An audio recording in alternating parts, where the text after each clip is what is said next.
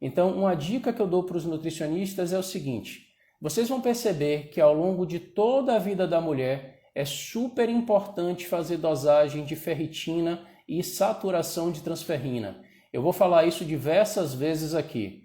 Não adianta você ficar se ligando apenas por parâmetros como hematócrito e hemoglobina.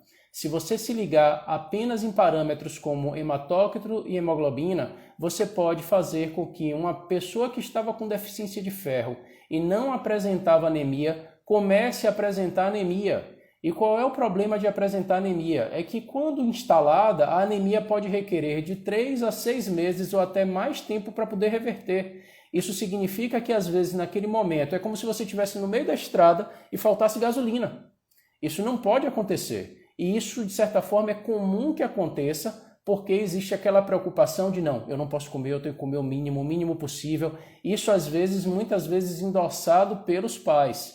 Então, apesar de não existir um consenso sobre os valores que deveria ficar, por exemplo, ferritina, saturação de transferrina, tem alguns dados que mostram que se a ferritina estiver acima de 30 microgramas por decilitro e a saturação de transferrina estiver acima de 20, e é sempre importante pedir os dois, tá? Não adianta você querer analisar apenas ferritina, porque a ferritina ela pode estar alta por outras questões. Então vamos supor, a pessoa teve um COVID, a pessoa teve algum problema de saúde, a ferritina pode aumentar e você vai ficar na dúvida se a questão é deficiência de ferro ou se é excesso de ferro ou se é algum processo inflamatório.